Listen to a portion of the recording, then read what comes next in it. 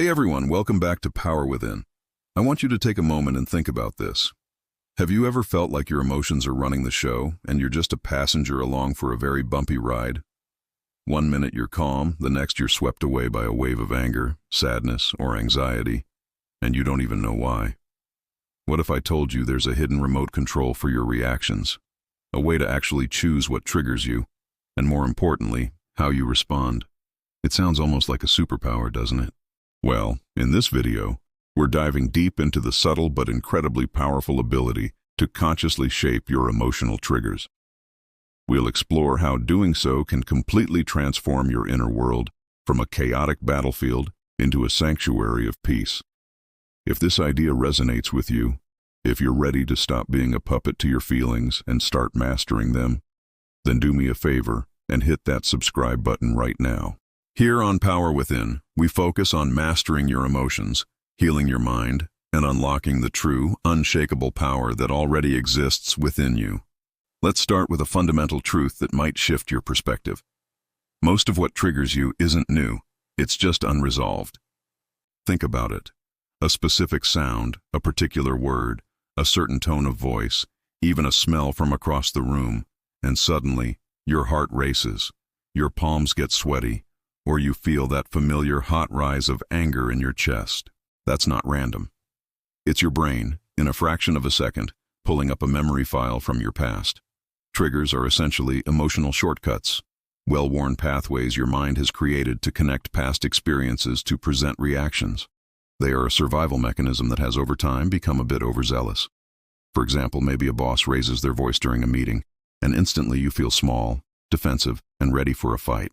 Logically, you know it's just a stressful day at work, but your body is reacting as if you're a child being scolded again. Or perhaps a certain song comes on the radio, and you're suddenly ambushed by tears you didn't expect, transported back to a moment of heartbreak. That's your subconscious mind reacting before your conscious logical brain even has a chance to catch up. The first and most crucial step to emotional freedom is simply awareness. It's about shining a light on these automatic reactions and realizing, wow, I've been reacting on autopilot for years. This recognition isn't about blaming yourself. It's about empowering yourself.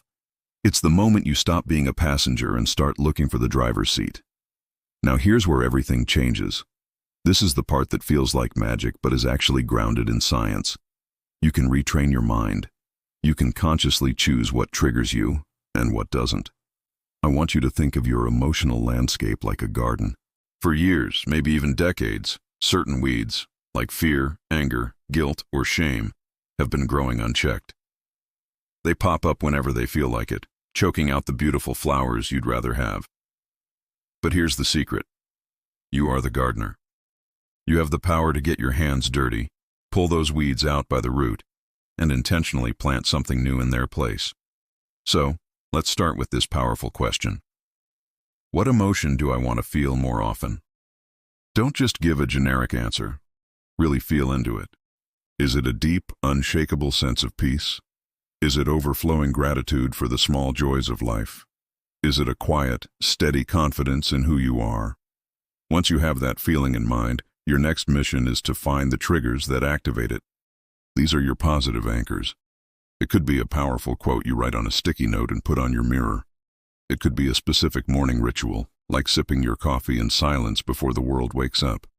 It could be a piece of classical music that instantly calms your nervous system, a scent like lavender or sandalwood, or a visual reminder on your phone's lock screen.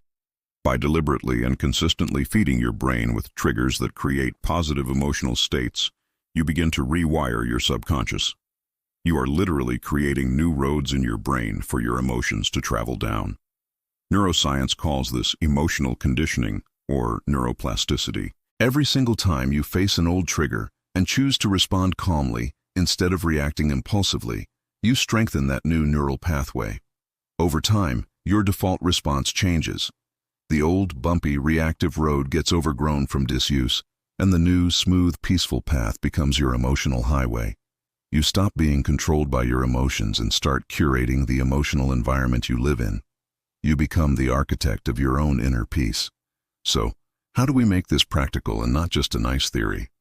Let us break it down into 3 actionable steps you can start using today to begin choosing your triggers. First, and this is non-negotiable, identify your emotional hot buttons. For the next week, become a detective of your own mind.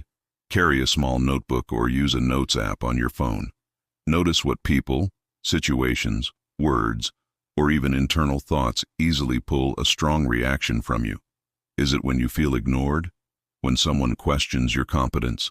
When you're stuck in traffic? Don't judge it, just observe it with curiosity. Write it down. This awareness is the first and most critical step. You can't change what you don't acknowledge. Second, practice the sacred pause.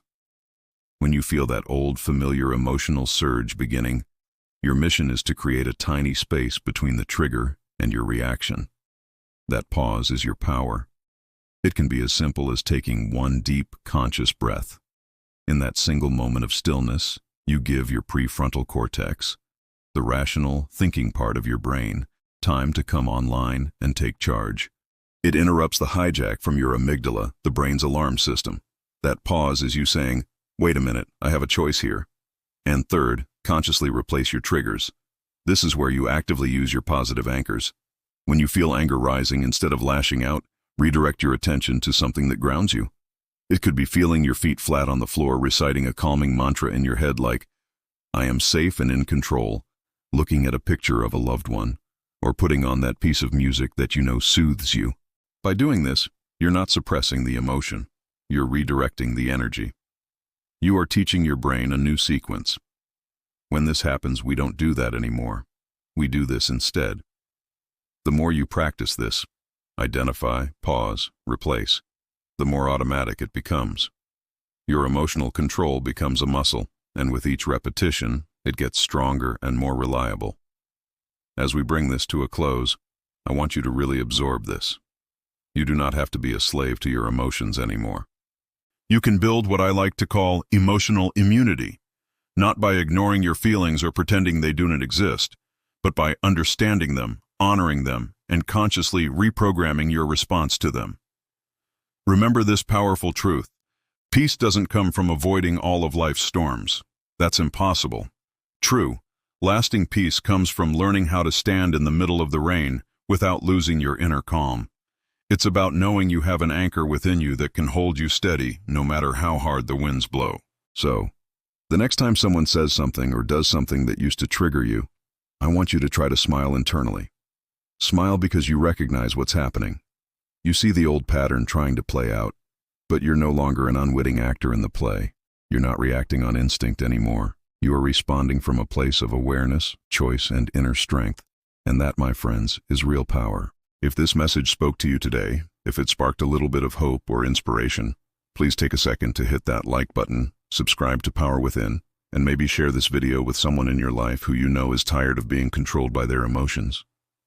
We all deserve to feel at peace within ourselves. Because peace isn't found in avoiding triggers. It's found in choosing them. And that incredible power has always been, and will always be, within you. Thank you for being here, and I'll see you in the next video.